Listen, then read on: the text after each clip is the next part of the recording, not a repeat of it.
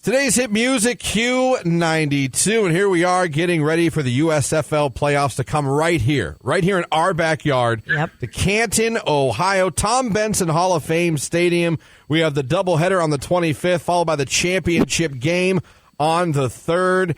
And we have on the phone right now former Ohio State Buckeye and Birmingham Stallion, Jonathan Newsome, joining us right now. And, Jonathan, thanks for taking the time to talk to us today. We appreciate you. Yes. Thank you for having me. I appreciate y'all having me on. All right. So, how excited are you to be knowing that you're not only you guys made the playoffs, the Stallions, but you're coming to the birthplace of Ohio, Canton, Ohio, to play at Tom Benson Hall of Fame Stadium in these playoffs on national television?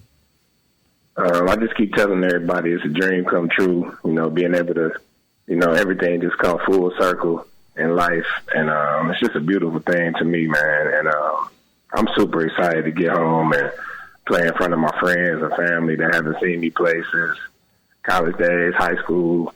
And, man, I just can't wait to get there, man. We're going to have a party bus come down. It's going to be a whole party. It's going to be a whole movie. I mean, there. That's the thing with your roots at Cleveland Glenville and playing at Ohio State. I mean, if anyone understands what football means to the state of Ohio, it's you. I mean, is that something you've been, since you guys found out you're coming here for the playoffs, you kind of told any of your teammates about that? Yeah, I've been telling people, I mean, it's all through Alabama, and the whole entire Birmingham, the city, they love, they think, like, Alabama's like the cream of the crop when it comes to football. And I keep trying to tell them, I'm like, listen, Ohio is a football state. Yes. We live and breathe and, we eat, sleep, breathe football. I grew up in a football factory. Yes, you sure did. Literally. Yes, you did. Yeah, literally. We pump out football players. So, yeah, I've been telling everybody, get ready. It's going to be live for sure. Absolutely. Well, let's talk about the season this year with the Stallions. When you sign on here at the USFL, this new league starting up, obviously it has its history. Were you surprised how well it went this year from every aspect? By the way, your guys' social media for the USFL is phenomenal, by the way. They do a tremendous job. I was going to they are extra, like, up on it, right? They're like the new school, for real. They make it funny. Yeah. I love the social media team. But I'm actually not surprised. Mm-hmm. I did my research on the league when I was last year when it was, first getting talked about. Right. I saw that they had, some good names, some experienced people involved, and then they had some good money behind it with Fox Sports and all this. So I said, this league is probably going to at least last one season. And I was actually driving dump trucks last year. I had retired back in 2021 because, I was playing in Canada, and then COVID happened, and they were cutting wages, and I was down here in the States. So I got 2 kids, I got a wife and kids, so I had to make some life decisions.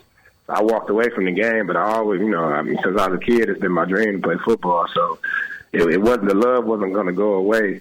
And when I saw that the USFL was becoming a thing, I just told my agent, just throw my name in there. And if it's meant to be, then, we'll go out there and we'll go for one last dance. And that's pretty much what it's been. And it's been literally a dream come true. We pretty much we went undefeated all the way up until last week, but we got one more game, and then we made the playoffs. It's been a magical season. It's a movie, man. It's really a movie. Yeah, and when you think about too, like you said, all the games either on Fox, NBC, or Peacock. I thought that was really a big get when the USFL came back up to get those national TV partners, and it really helped. I feel like people are really tuned in and watched the league this year.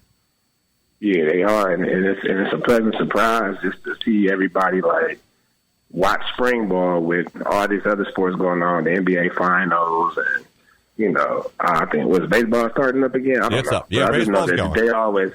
they always got something else going on in the spring. So these spring leagues have not had too much success in the past, but I mean they had the format. They knew what they were trying to do. They stuck to it, and I'm just excited. I'm proud to be a part of this thing, man. I could see me. If the NFL never happens again, I wouldn't be mad to stay in the USFL. It's been a pleasant experience.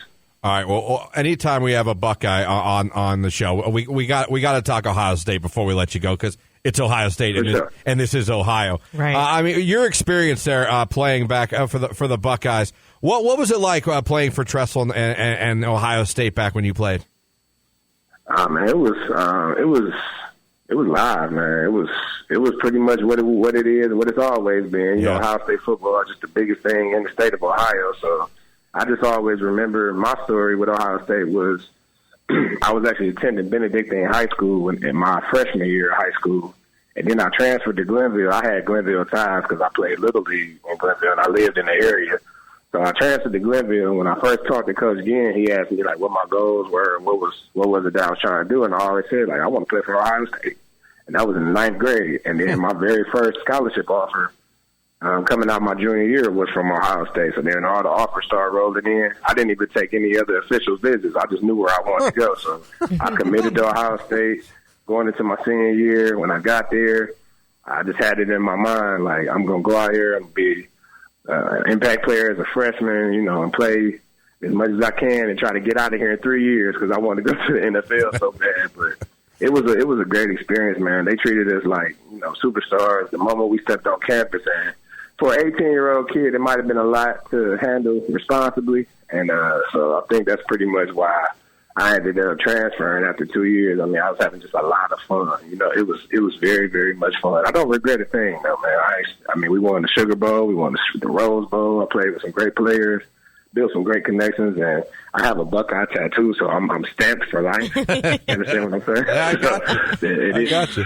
All right, and then it is what it is. Before we let you go, last question. Can you give me any type of Ohio State-Michigan story? Any kind of good anything that can make us love Ohio State more and hate Michigan a little more as well? Well, the whole time I was at Ohio State, I've never lost to Michigan. We could say that I have two pair of gold pants. I've never lost to Michigan. And also, my best friend is Marcus Hall, and he's famous for the bird flip when they kicked him out the game. I do remember that. Oh yeah, that's my best. I cried when it happened because I was at Ball State. I was watching the game and I was kind of sad for my friend because he got kicked out of the game. That I know that they preached to us all week long on how much that we hate Michigan. I mean, we hear the fight song all week in practice. We got the former players coming in, just giving their experience of how much this is the biggest game of your life, and we hate these guys and da. So I mean, we were mentally prepared to go to war every time, like literally war. It wasn't just a football game. It was a fight. Right. So when I saw, that they got into a fight on the very first kickoff, it didn't surprise me. I just thought it was kind of BS that they would kick guys out the game when you literally preach this type of environment all week long. So I feel bad for my guy, but hey, man, it's F Michigan all day. There's no other way to end it. That's the way to end it right there. Jonathan, thank you so much.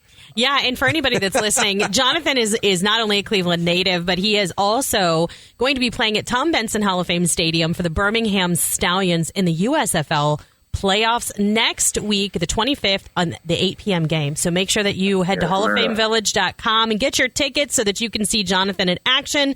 Thank you so much for your time this morning. I appreciate y'all. I look forward to seeing everybody at the game. Come show them what Ohio football is all about. Absolutely. Right, thank you so much, Jonathan. You have a great day, man. You too. All right.